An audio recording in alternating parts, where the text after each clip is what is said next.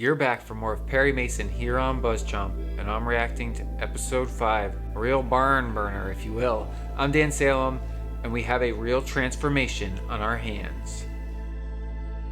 I'm Mandi. I'm Dan. Subscribe to BuzzChomp. Woo! Thus far, as I've been reacting to this show as it unfolds, I kind of saw it as season 1 of Perry Mason. Therefore, I wasn't sure. Is EB going to die? Is Perry going to get into the courtroom and become a lawyer? Well, subsequently, kind of discovered it's being pinged as a miniseries. So, of course, Perry Mason's going to become a lawyer by the end of it. Of course, his mentor is going to die. Of course, he'll transform into who we expect him to be. And in that episode side, we got that transformation. EB is dead. He's as close as Perry Mason has to a mentor, and he's gone. Perry Mason has no other option but to become the lawyer himself. He's transforming into the figure we know him to be as the famous lawyer down the road. As this is an origin story, of course he's going to become the lawyer. The question was when, not if. Well, as a standalone miniseries that is probably not getting a second season, yeah, it's happening right now.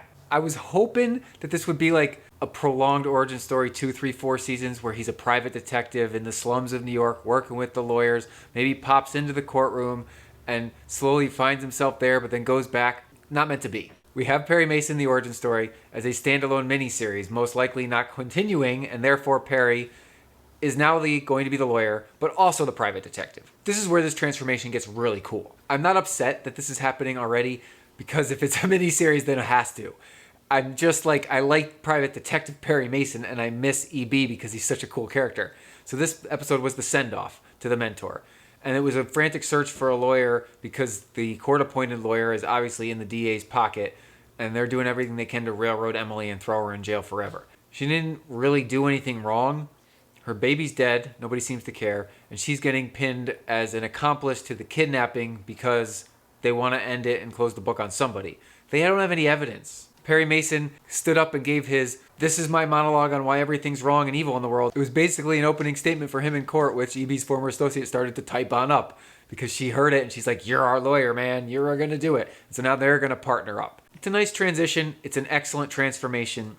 Perry Mason is a good private detective. He's going to be a great lawyer, especially if he's willing to go to the lengths to get the evidence for his clients that most lawyers won't. Because they really hammered it home in this episode, and it's something that I also believe. You got to do what's right, not what's legal. Sometimes the law is on the side of what's wrong, and you should do what's right to prove that it's wrong, and then legally achieve what's right.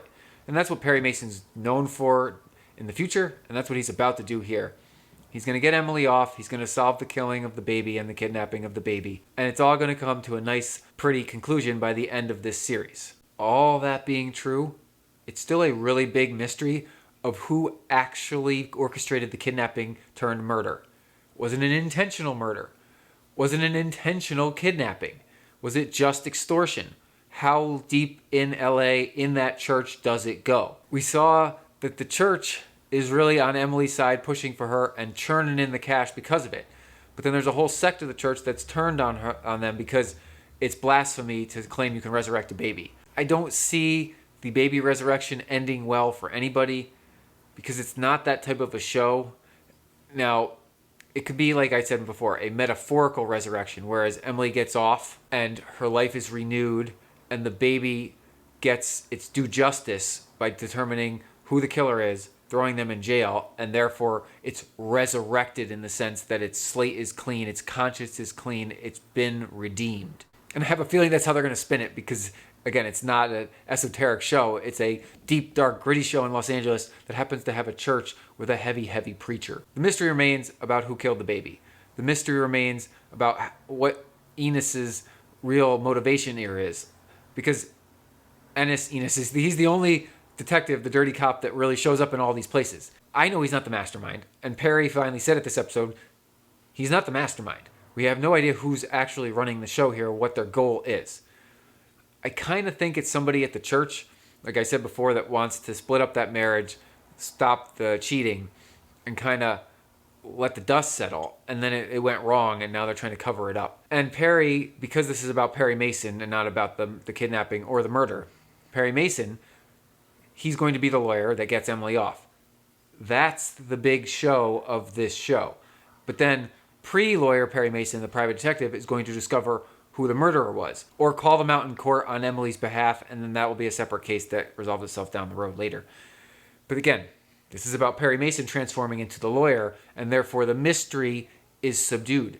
We didn't really even touch on the mystery in this episode. It was all about E.B.'s death, Perry reconnecting with his son and his wife, Perry finding himself and standing up and spewing his true calling, and then someone else recognizing that, hey, look, that's what lawyers do. You can be a lawyer. But I have no training. I haven't even passed the bar. Well, we'll just pretend that you were E.B.'s apprentice for years, and then we'll just get the assistant district attorney to give you all the answers to the bar exam because the bar exam hasn't changed in over a decade, so you can go pass. And now you're a lawyer. Yay! This was a fun transformation, but Perry's really the only one transforming so directly. I mean, his partner is transforming from this money-grubbing, women-whoring man to someone that's going to work for free to try to help Emily and decide who killed the baby. So, like, other people are finding good in this case. Like, they want to do good. They want to prove good. A lot of people are avoiding this case because they feel like it's no win situation. Perry Mason, always on the side of the little guy, the one that no one's willing to defend, always saving them. And this is his coming out party. I'm Dan Salem. Subscribe to the BuzzChomp YouTube channel for more Perry Mason. And follow along as we follow the rest of this show to its conclusion.